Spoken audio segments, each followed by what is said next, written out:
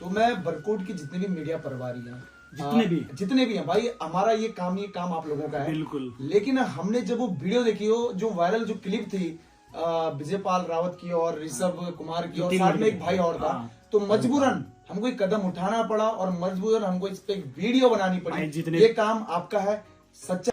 कि उत्तर प्रदेश में जब एक वैकेंसी निकलती थी, गोंडा, बस्ती, आजमगढ़, लखनऊ के आदमी को पहले प्राथमिकता दी जाती थी, और जो हमारा पौड़ी, चमोली, रुद्रप्रयाग, रवाई या किसी दूसरी वैली का है तो उसको जगह नहीं मिलती थी, इसलिए तो उत्तराखंड मांगा था।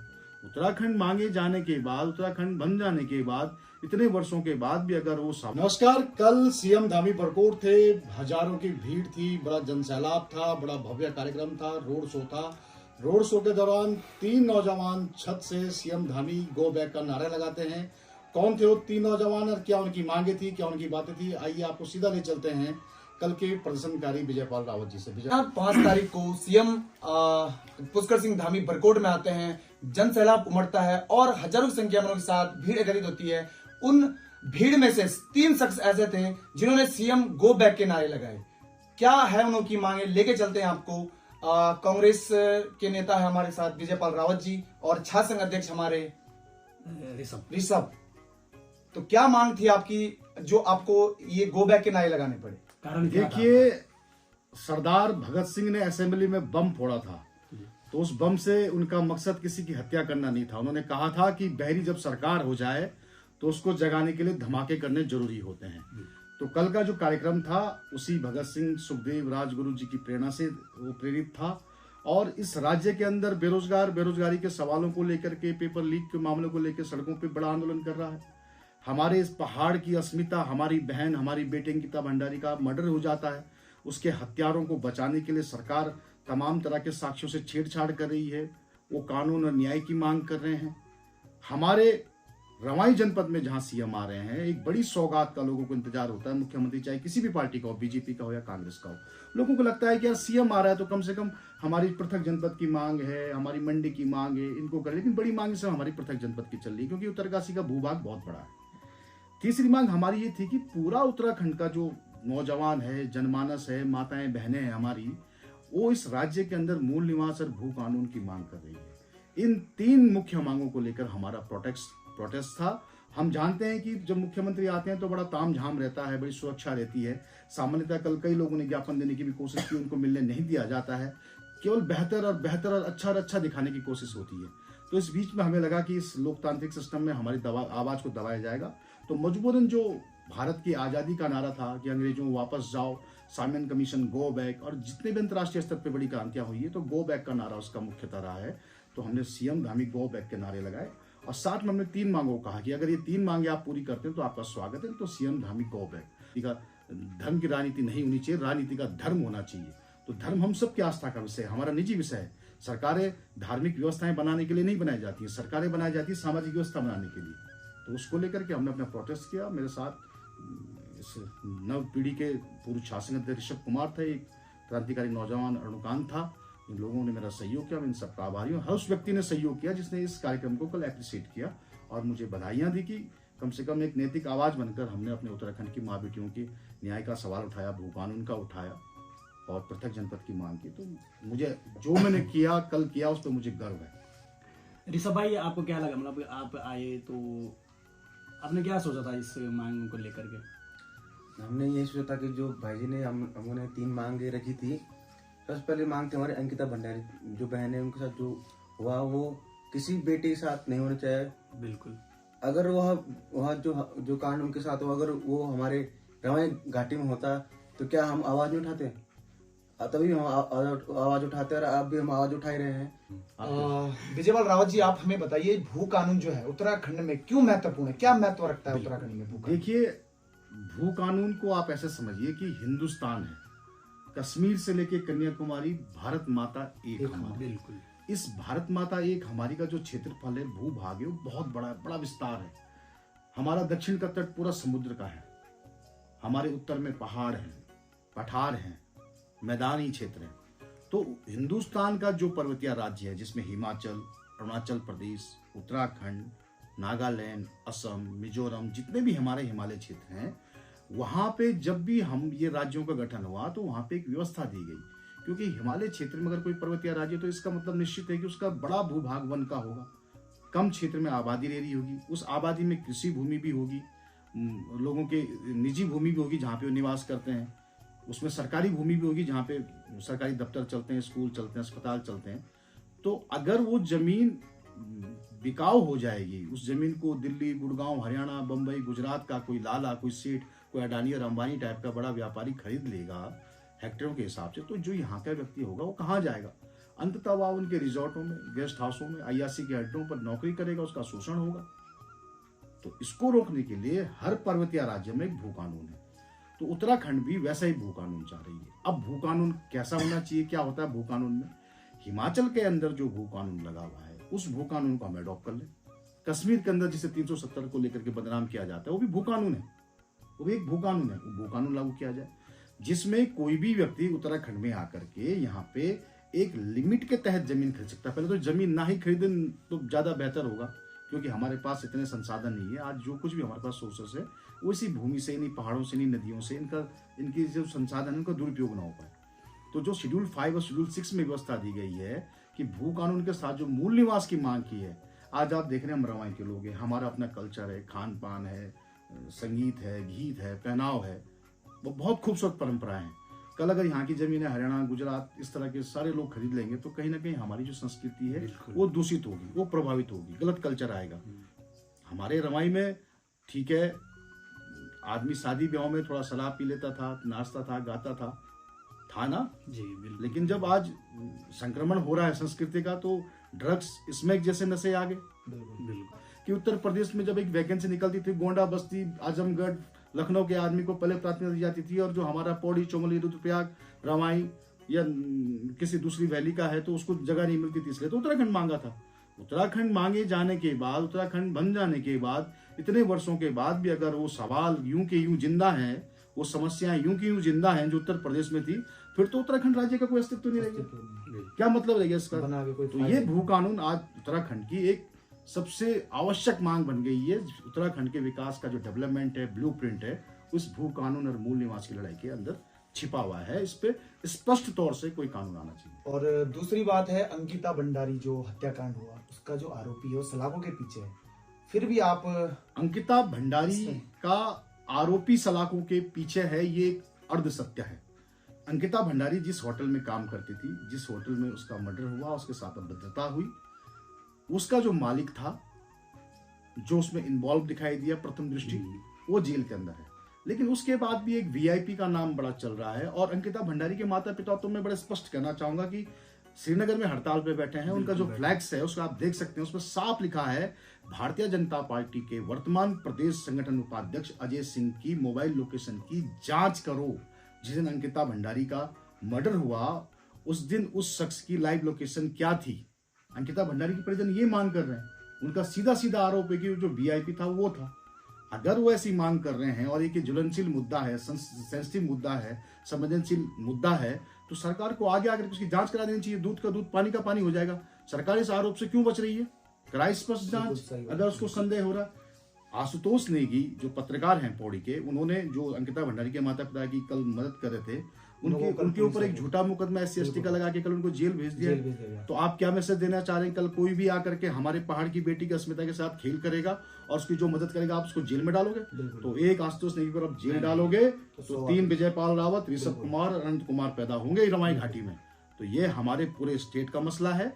इसमें पिथौरागढ़ से भी आवाज आनी चाहिए, उत्तरकाशी से भी आवाज आनी चाहिए, हरिद्वार से भी आवाज आनी चाहिए, उधम सिंह नगर से भी आवाज आनी चाहिए, पूरे उत्तराखंड से आवाज। ये भाषा, बोली, बंधन, मैदान, पहाड़ के विषय से दूर हट करके पहाड़ की, उत्तराखंड की अस्मिता का सवाल। कहने का तात्पर्य है जो ये मांगे हैं, ये इसका भी करने का तरीका रहता है। आप ऑफिशियल तरीके से इसको कर सकते थे, लेकिन कल आपने इतनी भीड़ में, जब हमारे अतिथि मान लो उनको, वो आए और आपने सीधे गो बैक के नारे। देखिए, इसका कुछ मैं देख रहा हूँ मुख्यमंत्री जी लगातार राज्य के अलग अलग कोनों में बड़ा कार्यक्रम कर रहे हैं। बहू बेटी ध्यानियों का कार्यक्रम कर रहे हैं, ईजा ध्यानियों का कार्यक्रम कर रहे हैं, और कार्यक्रम से पहले बड़ा रोड शो निकाला जा रहा है। उसमें डीएम साहब पूरी व्यवस्था संभाल रहे हैं, गाड़ियां कैसे हायर की जाएगी, आशा आंगनबाड़ी की कार्यकर्ताओं को इंगेज किया जा रहा है, सरकारी स्कूल के टीचरों को बुलाया जा रहा है, बच्चों को इंगेज किया जा रहा है, स्कूल में छुट्टियां की जा रही है। पहली बार सरकार में ऐसा हो रहा है कि सरकारी मशीनरी का प्रयोग मुख्यमंत्री की रैली को बढ़ाने के लिए सरकारी कर्मचारियों का प्रयोग कर रही है, एजेंसियों का प्रयोग कर रही है, जो व्यवस्थाएं लोकतांत्रिक व्यवस्था में जिसे गलत माना जाता है। ऐसी व्यवस्था में क्या आप उम्मीद करते हैं कि लोकतांत्रिक तरीके से कोई व्यक्ति जाए और मुख्यमंत्री जी को अपना ज्ञापन दे और उन्हें बताए कि साहब ये अंकिता भंडारी का मसला है, ये रवाई घाटी के पृथक जनपद का मसला है, ये भू कानून का मसला है, इसे लागू कर दीजिए। क्या मुख्यमंत्री को पता नहीं है कि क्या मसले चल रहे हैं? क्या उस पर कोई कार्रवाई नहीं कर रहे हैं? और कल हमारे साथ के क्रांतिकारी नौजवान हैं माही पवार और अनेक लोगों ने इन मसलों पे ज्ञापन तैयार किए थे। पूछिए उनको, क्या उनको मिलने तक का दिया गया? उनको मजबूरी में अपने ज्ञापन डीएम को, एसडीएम को सौंपने दिए, डीएम तक ने उनके ज्ञापन नहीं लिए। क्या ऐसी स्थिति में हमको इस तरीके से अपनी बात को रखा देने जाता है जबकि मुख्य विपक्षी दल कांग्रेस के लोग हैं? तो हमारे सामने हमने कहा ना, जहां पे गांधी जी के रास्ते की आवश्यकता पड़ी उसमें गांधी जी का रास्ता इख्तियार करेंगे, जहां पे शहीद भगत सिंह के रास्ते की जरूरत पड़ेगी हम शहीद भगत सिंह का रास्ता इख्तियार करेंगे, जहां पे सुभाष चंद्र बोस का रास्ता इख्तियार करने की उस दिन सुभाष चंद्र बोस का रास्ता इख्तियार करके तुम मुझे खून दो मैं तुम्हें आजादी दूंगा, ये नारा भी लगाया जाएगा। और लोकतांत्रिक प्रक्रिया में हमने अगर सीएम धामी का कल सीएम धामी गो बैक का नारा लगाया है तो कोई गलत नारा नहीं लगाया। हमने सीएम धामी गो बैक के नारे लगाए, हमने उत्तराखंड के 3 ज्वलंत विषयों पे बात करी, हमने कोई अभद्रता नहीं की। संविधान में मौलिक कर्तव्य और मौलिक अधिकार के अंदर जो उल्लेख शक्तियां हैं उसके तहत हमने अपनी अभिव्यक्ति की स्वतंत्रता का प्रयोग करते हुए हमने अपनी बात को डेमोक्रेटिक सिस्टम से पब्लिक के सामने खुलेआम मुख्यमंत्री के सामने रखा। मुख्यमंत्री उस बात का संज्ञान लेना चाहते हैं तो उनका स्वागत है, नहीं लेना चाहेंगे तो भविष्य में आंदोलन की शक्ल लेगा और एक बड़े व्यापक जन आंदोलन के रूप में लोगों के सामने आएगा। आपसे एक सवाल था कि जो आपकी जो 3 मांगे थी, अंकिता भंडारी कांड वाला या रवाई जनपद वाला और फिर भूकानून वाला, ये मतलब जब माननीय धामी जी आए थे बड़कोट में, कल ही आपने इसको सिर्फ एक मसला बनाया था, इससे पहले भी आपने इसके प्रति कुछ मतलब जुलूस या कुछ सौंपा कुछ हमारे? अंकिता भंडारी का जो न्याय की लड़ाई है और जो भू कानून की लड़ाई है, इसको लेकर के हम समय समय पर देहरादून मुख्यालय में प्रदर्शन कर चुके हैं। कल धामी मुख्यमंत्री पहली बारी हमारे गृह क्षेत्र में आए तो पहली बारी हमें इसको उठाना पड़ा। और दूसरी बात मैं ये कहना चाहता हूँ कि मांग उठाना बहुत जरूरी था, क्योंकि जिस तरीके से सारा सिस्टम हो चुका है, भाई हमारे कांग्रेस के विधायक भुवन कापड़ी ने तो इस विषय को विधानसभा में उठाया था, बेरोजगारी के मसले को, तभी तो आंदोलन हुआ। हमने देहरादून में कई बार सचिवालय घेराव, मुख्यमंत्री घेराव के दौरान इन कार्यक्रमों को ताकत देने का काम किया है। और जो ये बात आपने कही है कि भाई कल ही क्यों कार्यक्रम किया, पहले आपने कार्यक्रम किया, कि देखिए 2018 से हम सक्रिय भूमिका में बड़कोट के अंदर राजनीति कर रहे हैं। हमने सबसे पहले थाने का घेराव किया, फिर रानी का घेराव कर रहे हैं, राजा का घेराव कल कर दिया, लोकसभा में रानी का घेराव करेंगे। तो ये राजा, रानी और राजकुमार की जो सरकार है उसको मुंह तोड़ जवाब देने का समय आ गया है। और जो किसानों की, मजदूरों की और वंचितों की लड़ाई की बात करेगी, हम उस पार्टी के साथ, उस मुद्दों के साथ लड़ाई लड़ने का काम करेंगे। रवाई जनपद के बारे में मतलब बताएं, अगर कब से, तो भाई जब से मैं भी मतलब छोटा हूँ तब से हमारे रवाई की मतलब जो डिस्ट्रिक्ट की मांग चल रही है, आखिर अभी तक क्यों नहीं हो पा रही है? देखिए रवाई जनपद, फिर बात आ गई ना कि उत्तराखंड क्यों मांगा गया। उत्तराखंड इसलिए मांगा गया कि जो 13 जनपद हमारे जो नए बने थे प्रत्येक राज्य के, इसमें जो जनपदों का जो बंटवारा, जो क्षेत्रफल था जी, वो यूपी में ठीक था, लेकिन अब इकाइयां छोटी होनी चाहिए। जब भी आपको विकास करना होता है तो विकास का विकेंद्रीकरण करना होता है। आप इकाइयों को जितना छोटा बनाओगे उतना वहां पे जो विकास का पैसा है, विकास की जो बयार है, वो डिसेंट्रलाइज होगी। आज सारे अस्पताल देहरादून में खुल रहे, जॉली ग्रांट, दून अस्पताल, मैक्स, सीएमआई, और केंद्र का जो सबसे बड़ा संस्थान एक जो सिर्फ स्टेट को एक मिलता है, एम्स, वो भी आपने ऋषिकेश खोल दिया। अगर वो एम्स का हॉस्पिटल पहाड़ के किसी श्रीनगर में, उत्तरकाशी में, बड़कोट में, पिथौरागढ़ में, अल्मोड़ा में, चंपावत में होता तो उत्तराखंड का व्यक्ति उसका 80% लाभ लेता।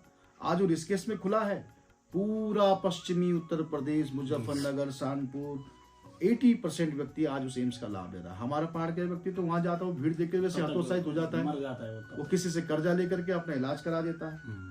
तो जो संसाधनों का विकेंद्रीकरण है, इसी वजह से जो रवाई के लोग हैं वो पृथक जनपद की मांग कर रहे हैं। भाई रवाई का जनपद आपकी गंगा वैली से स्टार्ट होता है, हरसिल से स्टार्ट होता है, गंगोत्री से स्टार्ट होता है, धरासूबेन चिनाली से होते हुए वो आपके शिमला डिस्ट्रिक्ट और सिरमौर डिस्ट्रिक्ट में खत्म होता है।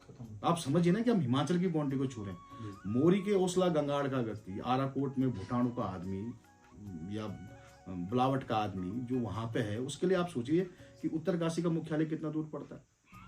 तो जो दूरी है उसकी, उसका जो समय खर्च हो रहा है, उसके बचाव के लिए अपना आप में भाई प्रोला ब्लॉक, मोरी ब्लॉक और नौगांव विकास खंड, इतना बड़ा विकास खंड है, ये 3 विकास खंडों का जो साइज है ये रुद्रप्रयाग जनपद से बड़ा है, ये चंपावत जनपद से बड़ा है। जब इनसे छोटे जनपद राज्य के अन्य हिस्सों में, तो रवाई जनपद क्यों ना बने? आप मुख्यालय कहीं भी बनाओ, आप मोरी बनाओ, आप प्रोला बनाओ, आप बरकोट बनाओ, हमें उससे कोई मतलब नहीं है, हम उस पर राजनीति नहीं करेंगे। अगर लड़ाई बाद में हो जाएगी, नहीं हमें पुरोला वाला बोल कि पुरोला चाहिए और बड़कोट वाले चाहिए, अगर लड़ाई हो रही देखिए है। वो निर्णय सरकार का है, वो निर्णय सरकार का है। डीएम को कलेक्ट्रेट चाहिए, सीडीओ को विकास खंड चाहिए, नहीं, सरकार- कप्तान को पुलिस लाइन चाहिए और विभागों को उनके कार्यालय के लिए जगह नहीं, चाहिए। अभी कुछ टाइम पहले पुरोला में जब ये बात चली थी, पुरोला में हम मुख्यालय बनाएंगे, तो पुरोला में सबसे पहले तो पानी की कमी है, पहली बात।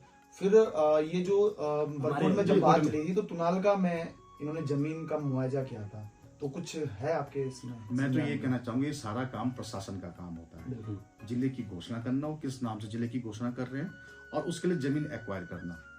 जमीनों की कमी पहाड़ों में बनी है, बनी रहेगी, क्योंकि मैंने कहा ना कि 60% हिस्सा हमारा वन क्षेत्र है, जिसके अंदर हम सड़क भी नहीं काट सकते हैं। वो बात अलग है, मोदी जी की ऑल वेदर रोड कट जाती है, हजारों पेड़ कट जाते हैं, कोई बोलने वाला नहीं है। लेकिन सरबडियार, सरनौल से ऊपर अगर ढिंगाड़ी या किसी गांव में या किसी को रोड चाहिए, तो वहां के लिए फिर भू कानून या वन कानून लग जाता है, वो अलग विषय है। लेकिन जहां भी जमीन एक्वायर होगी, जहां भी सरकार जनपद बनाएगी, जनपद बनाए, ये सरकार का और सरकार के ऐसे लोग जो नहीं चाहते हैं कि जनपद बने, ये आपस में लोगों को लड़ाने का काम करते हैं, किसी को प्रोला के नाम पे, किसी को बड़कोट के नाम पे। तो सरकार को जब जिला घोषित करना होगा, और जिला घोषित करेगी, कहीं भी करे, हम उसका स्वागत करेंगे। लेकिन हमारी जनपद की मांग पूरी होनी चाहिए। अगर हमारे यहाँ डीएम बैठेगा, हमारे यहाँ कलेक्ट्रेट बैठेगा, हमारे यहाँ कप्तान बैठेगा, हमारे यहाँ सीडीओ बैठेगा, तो हमारी चीजों को, हमारी मांगों को तुरंत कार्रवाई करनी पड़ेगी। आज 1 महीने में जिलाधिकारी कितने राउंड मार पाता है? आज पुलिस अगर हमारी बातें नहीं सुनती, तो मजबूरन कप्तान से मिलने के लिए हमें उत्तरकाशी जाना पड़ता है। क्या हर आदमी सक्षम है इन चीजों के लिए? अगर यहाँ पे चीजें रहेगी, तो पारदर्शिता के साथ, तेजी के साथ विकास कार्य यहाँ पर बढ़ेगा, यहाँ की मंडी का विकास होगा यहाँ। और मैं तो कहता हूँ, जिले के साथ साथ इस रवाई घाटी को रवाई विश्वविद्यालय की बहुत बड़ी जरूरत है। जब तक आप विश्वविद्यालय यहाँ नहीं खोलोगे, चाहे एग्रीकल्चर का खोलो, विज्ञान का खोलो, मैं छात्र अध्यक्ष रहा हूँ, ऋषभ प्रसाद छात्र अध्यक्ष रहा है। आज वो जिन विषयों में जिन विषयों में वो शिक्षा ग्रहण कर रहे हैं, क्या उन विषयों को पढ़ के इस महाविद्यालय से, या प्रोला के महाविद्यालय से, या मोरी के महाविद्यालय से कोई लड़का ग्रेजुएट, पोस्ट ग्रेजुएट होकर पीसीएस ऑफिसर, आईएएस ऑफिसर बन सकता है? क्या हमारे विद्यालय वो इन्वायरमेंट दे रहे हैं जो श्रीनगर की सेंट्रल यूनिवर्सिटी, या देहरादून की दून यूनिवर्सिटी, या दिल्ली का डूशू या जेएनयू दे रहे हैं? तो हम शिक्षा की गुणवत्ता के लिए अगर रवाई विश्वविद्यालय की मांग कर रहे हैं, तभी तो पूरी होगी जब जनपद घोषित होगा। तो राजनीतिक एजेंडों को, विकास कार्य के एजेंडों को ऐसे धीरे धीरे प्राप्त किया जाता है, उनकी लड़ाइयां लड़ी जाती है। कोई सत्ता पक्ष में रह करके लड़ाई लड़ता है, कोई विपक्ष में रहकर लड़ाई लड़ता है। तो जो रवाई जनपद की जो हमारी पृथक मांग की जो लड़ाई है, उसके अंदर ये सारी चीजें समावेश हो जाती है। रवाई में मंडी का गठन, रवाई में रवाई विश्वविद्यालय का गठन, रवाई में एग्रीकल्चर विश्वविद्यालय का गठन, भविष्य में मेडिकल विद्यालय की हम बात करेंगे। इस शहर में एक बड़े ऑडिटोरियम की बात करेंगे, जहाँ पे हम संस्कृति, कल्चर, कृषि, बागवानी पे कॉन्फ्रेंस कर सकें, बुद्धिजीवियों को अपने क्षेत्र तक आकर्षित कर सकें, टूरिस्ट को बढ़ा सकें। तभी तो बढ़ाएंगे जब यहाँ पे बड़े अधिकारी आएंगे, बड़ी व्यवस्थाएं, तो बढ़िया ढंग से यहाँ की सड़कें और चाक चौबंद रहेंगी। तो मैं बरकोट की जितने भी मीडिया प्रभारी हैं, जितने भी हैं भाई, हमारा ये काम आप लोगों का है। बिल्कुल। लेकिन हमने जब वो वीडियो देखी, हो जो वायरल जो क्लिप थी विजयपाल रावत की और ऋषभ कुमार की, और साथ में एक भाई और था, तो मजबूरन हमको एक कदम उठाना पड़ा और मजबूरन हमको इस पे एक वीडियो बनानी पड़ी। ये काम आपका है, सच्चाई के साथ खड़े हो। सत्ता आती और जाती रहेगी, सत्ता के पीछे मत जाओ भाई। जितने भी कल मतलब मीडिया प्रभारी जितने भी अपने चैनल के माध्यम से सीएम धाम को दिखा रहे थे, तो क्या आपने जो विरोध कर रहे थे, क्या आपने दिखाया? एक भी क्लिप नहीं। बिल्कुल एक बंदे के कैमरे में कैद हो गई वीडियो, और उसने भेज दी, इसलिए सब। तो भाई, और वो इतनी वायरल हुई कि तो हमें मजबूरन आना पड़ा। और दोस्तों, आपको बता दें कि जितने भी सोशल मीडिया प्रभारी जितने भी हैं, आपसे निवेदन है कि आप निष्पक्षता होकर के दिखाएं, एक तरफा न दिखाएं, क्योंकि आप पक्ष और विपक्ष तभी बातें की जा सकती है। अगर आप एक तरफा दिखाएंगे नहीं, तो हमें ये भी लगेगा कि सारा वही सही है। अगर विपक्ष ना हो तो फिर।